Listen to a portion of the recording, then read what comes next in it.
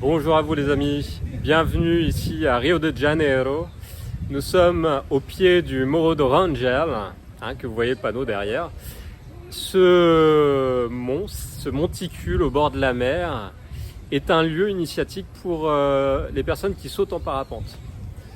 Alors aujourd'hui, je vais vous présenter une vidéo sur le sujet du Bardo Todol, un texte traditionnel qui est tibétain, qui s'appelle le livre des morts. Et je vais vous parler aussi des enfers et du paradis. Et quel meilleur endroit que de monter, d'ascensionner sur un mont pour vous en parler.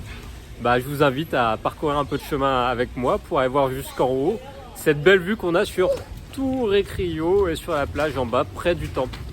Je vous montrerai le temple de là-haut d'ailleurs. A tout de suite. Alors, nous allons monter par ce petit chemin que vous voyez taillé dans la pierre. Vous emmener. On passe à côté d'un restaurant de l'association Onda Carioca qui s'appelle Noix, Noix comme la noix française. Et c'est un restaurant vegan qui est là pour créer avec une association qui s'appelle Onda Carioca. Et cette association s'occupe des jeunes de la rue, de la communauté proche entre la maison où nous vivons et le temple au bord de la plage de la Praia de Macumba. Et c'est une association qui a fait récemment plein de graves dans la rue, qui a invité des artistes. D'ailleurs, Sébastien a embauché un des artistes pour repeindre son camion pour traverser le Brésil. Et cette association aide les jeunes et la communauté à se transformer. Et c'est un restaurant très, très bien coté, de bonne qualité. Alors voilà le Morro do Rangel avec sa porte d'entrée pour monter. Allez, on y va?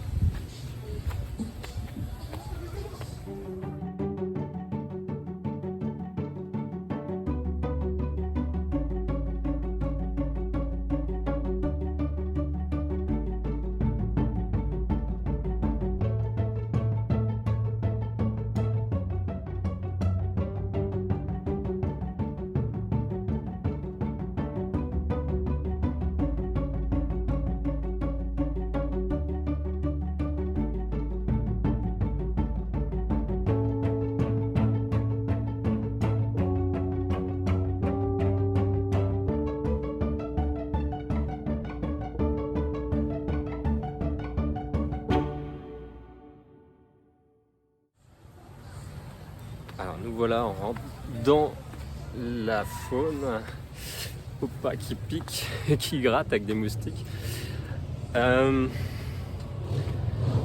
Pour ceux qui ne me connaissent pas, qui je suis, je m'appelle Nicolas André. J'œuvre ici à Rio de Janeiro dans l'association de la voie du bouddhisme traditionnel du Dokzen. Mon rôle ici est lama bouddhiste. Donc je fais des thérapies, j'accompagne à se transformer avec les pratiques traditionnelles bouddhistes. J'invite les personnes à découvrir un peu le lieu ici, les activités du temple, et puis les enseignements traditionnels dans la voie indienne, la voie bouddhiste, et aussi la voie ésotérique chrétienne. Voilà. La végétation a bien poussé depuis que je suis venu la dernière fois. Là c'est l'été, il a beaucoup plu donc c'est monté très haut.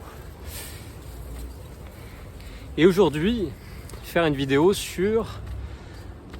que j'ai déjà fait d'ailleurs dans le passé, il y a quelques mois, sur la vision de qu'est-ce que c'est l'enfer, qu'est-ce que c'est l'opposé, le paradis, dans la plupart des voies traditionnelles, des religions, de ces trois côtés initiatiques, que ce soit l'Inde, le côté européen, occidental, et aussi cette vision bouddhiste, plus au sommet des plateaux de l'Himalaya, et des textes qui peuvent en parler un peu. Voilà, un peu, je dis un peu parce qu'il y en a plein qui en parlent. Je suis encore un apprenti sur le chemin, donc mes études s'approfondissent et je partagerai que l'essentiel de ce que j'ai intégré par expérience. Alors, Dans une vision déjà celle de la culture, de la tradition où je suis né, c'est-à-dire la culture catholique, et cette voie chrétienne, et ben le paradis et l'enfer sont des visions de réalité dans laquelle nous dirigerons après notre mort. Il y en a même dans la tradition qui disent que c'est possible de vivre l'enfer et le paradis sur terre, des états de conscience, des états d'être, dans un côté bien un peu plus ombré. Et ces états d'être, ils se manifestent ensuite dans le plan physique par rapport déjà à la cause de notre engagement dans la vie, de comment on vit notre intérieur. Et la vision spirituelle, traditionnelle, nous emmène à prendre conscience de ces états intérieurs pour alléger notre vie présente déjà physique, ou y mettre plus de conscience si on en souffre, pour sortir de la souffrance en dirigeant mieux les douleurs que nous pouvons vivre dans le corps, dans l'existence physique, et apprendre même à les transformer pour se libérer de nos enfers intérieurs. Alors, je vais monter à une corde de rappel, je vous montre la corde. Voilà, je vais devoir couper le temps que je monte et puis je reprends en haut. À tout de suite. Nous voilà arrivés en haut et on reprend la route. Ces états de conscience, dans cette vision traditionnelle de la gnose qu'on utilise ici au temple, nous parlons d'un flux de conscience. Alors nous avons une réalité physique, avec un corps bien incarné, la carne sur Terre. Nous avons une âme qu'on vit plus souvent au niveau émotionnel, au niveau aussi des mémoires qu'on dit dans la peau, dans l'âme, qu'on va plus voir au niveau du cœur. Et nous avons un centre de conscience supérieur qui représente plus au niveau de la tête. Et au niveau de la tête, c'est plus au niveau intellectuel. Donc, dans une transformation, dans une vie, nous vivons des expériences. Et ces expériences, on va accumuler des formes de mémoire. Et aussi un potentiel d'essence. Une essence des choses qu'on a intégrées dans notre être. Et ces mémoires, quand on va passer de l'autre côté, de la réalité, que ce soit un événement fort dans notre vie qui nous fait vivre une mort symbolique, souvent quand on revient sur Terre, si on a de la chance de revenir, nous vivons un travail de purification, comme ça, de mise en conscience des mémoires, comme si on relançait la possibilité de renaître et de faire face en pleine conscience à ce qu'on n'a pas travaillé.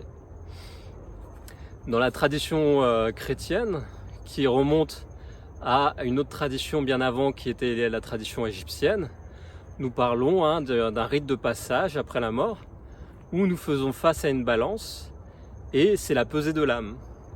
Donc tout ce qui a été vécu intérieurement, ces mémoires, ces expériences autant négatives que qui ont pu faire du mal autour de soi, où on s'est pas senti juste, on n'a pas vraiment suivi des règles traditionnelles pour respecter les autres autour de nous et puis se respecter nous-mêmes, ça fait une charge dans l'âme. On appelle ça des mémoires dans l'âme, une charge résiduelle que nous appelons des samskaras dans la vision tibétaine bouddhiste, qu'en Inde on va appeler le karma, mais ça a été beaucoup repris. C'est les résultantes de nos actions, de nos actes. Et quand nous passons de l'autre côté, il y a une séparation du physique, du corps physique qui reste sur Terre, qui meurt, qui se désagrège, et ces mémoires, cette existence que nous avons vécue, qui va passer de l'autre côté. Une pesée de l'âme par le gardien de la porte des morts. Et cette pesée, on pèse avec une plume, voir le cœur de l'être. Si son cœur est aussi léger qu'une plume ou s'il est plus lourd que la plume, ça dépend où son flux de conscience va être dirigé. Alors le flux de conscience, c'est quoi? Il y a déjà, dans cette vision tibétaine, je vais parler comme ça déjà du Bardo Thodol. Le Bardo Thodol, c'est un texte tibétain qui va parler de qu'est-ce qu'il y a après la vie, cette vie après la vie, qu'après le passage où le corps physique meurt, nous avons une empreinte qui s'appelle un corps mental. Et ce corps mental, lié aux mémoires qu'on a dans l'âme, va vivre des phases de transformation dans une phase de la réalité qui s'appelle les mondes intermédiaires. Et ces mondes intermédiaires, dans une vie, un lama bouddhiste, un yogi dans la tradition indienne, va apprendre à méditer pour entrer en connexion avec des exercices pratiques tous les jours, avec les mondes intermédiaires, le bardo, pour prendre conscience de se préparer en fait à mourir à la fin de sa vie quand il va quitter le corps physique, et de ne pas être perdu par l'impact de fait de quitter la réalité physique et d'être conscient lors de la mort de cette étape intermédiaire. Dans cette vision catholique, à la fin de notre ère du poisson dans laquelle nous sommes, il y a un peu cet oubli de l'ésotérisme qui était vu à l'Égypte antique. Il y a une ça s'est désagrégé en fait. La chaîne de transmission traditionnelle s'est désagrégée et il y a encore des temples maçons qui transmettent les rites. Et puis il y a des temples, des églises et des temples qui transmettent sans avoir la bonne compréhension en fait des rites et de la gnose originelle. Donc ces exercices pratiques qu'on peut voir encore dans des temples sacrés qui ont gardé la conscience, le sens des pratiques ésotériques face à l'exotérisme de la religion, emmène à se préparer à mourir pour pas être perdu après quand on est de l'autre côté, d'être totalement percuté et d'aller vers la première lumière qu'on voit, voire même pas la lumière, des fois pris par ces souffrances, ces mémoires qui vont nous faire vivre une bande comme une cassette qui tourne en boucle. Et on se redirige vers un flux pesant où on s'enferme dedans. Et puis on va renaître dans une certaine expérience de réalité. Voilà, là c'est un autre sujet, je vais venir en parler dans cette vision du Bardo Thodol. Alors, on tourne un peu dans la faune et la flore. Cette vision de l'enfer et du paradis, comme je disais, sur Terre, on peut faire l'enfer et le paradis, tout dépend sur comment on travaille sur soi. On peut prendre conscience déjà de ces mémoires, de ces côtés pesants grâce à des exercices pratiques. Alors ce sont des exercices de méditation, de pleine compréhension déjà de nos actes, présents, passés, et même se projeter dans le futur avec une autre résolution. Cette pratique dans le temple, on l'appelle le Naikan. C'est une forme de psychologie japonaise traditionnelle que nous transmettons aux personnes qui sortent de thérapie freudienne. On les invite à pratiquer une thérapie plus en phase avec un temple. Et voilà déjà une partie de Rikryo. Et voilà le mot Road Rangel. Oh, il y a un orage qui se prépare. Je ne sais pas si on va aller jusqu'en haut. On va voir les conditions et puis on se trouve là-haut, on va se faire surprendre par la tempête. Bon, ce ne sera pas la première fois, je suis breton, j'ai l'habitude. J'ai pris des risques comme ça quand je suis monté au Bugarache. Il faisait beau, c'était une éclipse lunaire en Lyon en mois d'août. Très belle, très forte. Arrivé là-haut, sur le sommet du Bugarache, c'était en 2017, je crois. Il y a eu le vent qui a tourné. Et heureusement, la personne avec qui j'ai rencontré, comme une forme de rencontre comme ça, s'est fait par la bénédiction de Dieu. On s'est fait surprendre par une tempête au sommet du Bugarache. Et ce lieu est très reconnu pour vivre des expériences mystiques. Et j'avais l'impression d'être sur la côte Finistère en fait quand j'étais au sommet du Bugarache. C'était assez impressionnant. Heureusement, on avait une tente pour se protéger. Et toute la nuit, c'était la machine à laver. On a très peu dormi. Et donc, je vous parlais de ces états d'être, d'enfer et de paradis intérieur, on peut travailler sur soi, hein, comme la méditation du Naikan, ou des pratiques de Reiki, qui peut déjà alléger les souffrances dans le corps, en laissant rentrer un flux de lumière de la présence du Bouddha de guérison. Hein, c'est le Bouddha de médecine qui est de couleur bleue. Et il y a des pratiques comme ça au temple, où nous apprenons à vivre des états de conscience modifiés, pas avec des drogues, mais juste avec des pratiques, et apprendre à construire dans le corps un système neurophysiologique grâce aux répétitions des pratiques. C'est ce qui s'appelle créer un corps spirituel dans le corps physique. Dans la tradition chrétienne, nous l'appelons le corps taborique. J'espère que je ne me dis pas de bêtises, sinon je vais me faire taper sur la tête. Et ce corps de gloire, dans la vision chrétienne, m'a permis de se retirer de l'expérience de la vie matérielle et du flux de conscience, de la matrice dans laquelle nous vivons, un peu comme dans le film Matrix. C'est une vision totalement hollywoodienne de la réalité spirituelle, c'est un terme qu'ils ont pris pour faire le film. Et dans le bouddhisme, on parle de fermeture de la matrice pour pas y revenir. Quand on est hors de son corps, le corps mental, là, en récitant le bardo todol toute sa vie, à sa mort, un lama bouddhiste ou une personne consciente va réciter le bardo todol à côté de le corps du mort. Et le corps mental de la personne va explorer les différents mondes, différents flux de lumière qui est lié à différents Bouddhas, et aura le choix de retourner toujours vers le monde de l'existence, le samsara. C'est un terme traditionnel tibétain pour dire la matrice des expériences dans l'existence, où il aura le choix d'aller vers ces lumières liées à ces hautes divinités, qui est au-delà du monde des dieux, et qui est dans le retour dans des terres pures, telles que les terres pures d'Amitabha. C'est la pratique du Bouddha que nous suivons ici au temple, dans les pratiques, pour se transformer et se préparer à cette expérience d'une autre réalité après la mort. Alors, comme vous l'avez pu voir sur ma chaîne ou la chaîne du temple, nous sommes en lien avec les indigènes Patachos. Les Patachos Ahahahe. Voilà, mon frère Patacho, qui est un des leaders du peuple Patacho, Tawari Titia.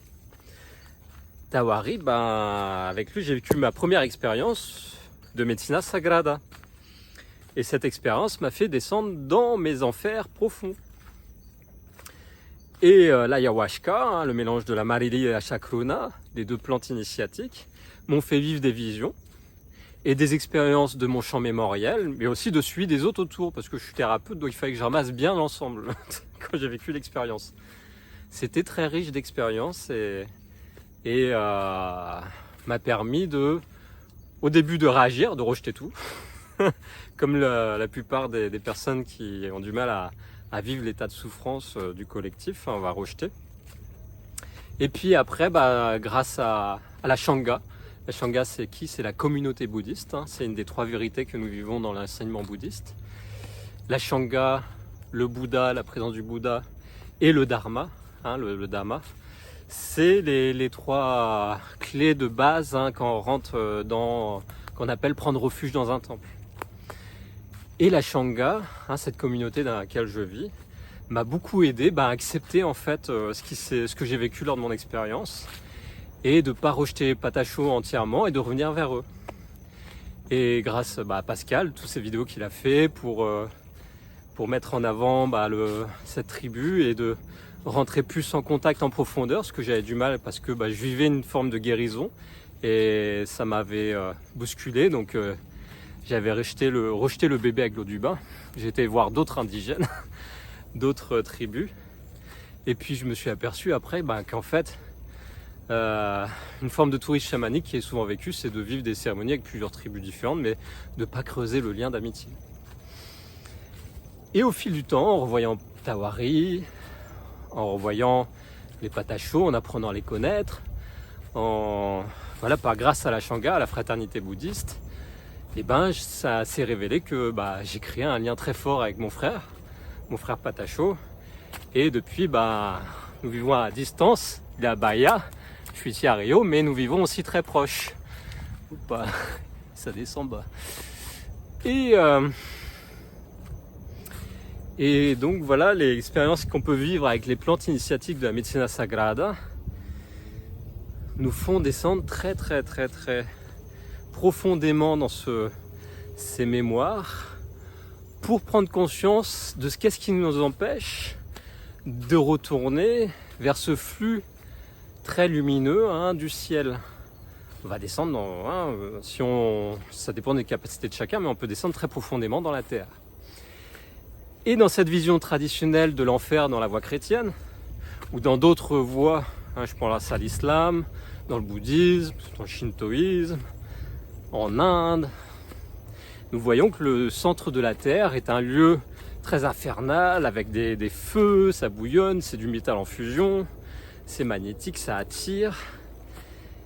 Et quand nous avons une vie de dépression, de jalousie, de colère, de haine, notre flux de conscience est attiré vers le centre comme ça. Il va, par les mémoires, il va rentrer plus dans le centre de la Terre. Et quand on fait ces expériences de médecine sacrée, nous pouvons faire les deux, c'est-à-dire descendre très profondément. Souvent on vomit ses tripes, ça arrive. La première réaction, généralement, c'est le corps il rejette. Il rejette le paquet d'intoxication qu'il a. C'était quoi? Les mauvaises alimentations, c'est les mauvaises pensées, c'est ce flux mémoriel qui est activé avec le chakra de base, qui réveille la Kundalini, la force de vitalité qui émonde le long de la colonne vertébrale pour éveiller le centre de conscience supérieure. Mais avant que ça se passe, souvent, il y a tout le gloubi-boulga du bas qui est remué, et puis ça sort déjà, la Kundalini, elle sort en vomissant. Et une fois qu'on est bien conscient de ses mémoires, de ses émotions et de gérer son souffle, par des pratiques de pranayama, du yoga traditionnel, nous pouvons faire monter le flux de Kundalini plus facilement, jusqu'à rentrer dans des méditations très profondes et très éclairantes pour activer la pinéale et la pituitaire. Et à ce moment-là, nous avons une grande dose de drogue naturelle qui se libère. C'est le mélange de la mariri et la chakruna, qui est la ayahuasca, va activer ces zones cérébrales pour dégager de la DMT.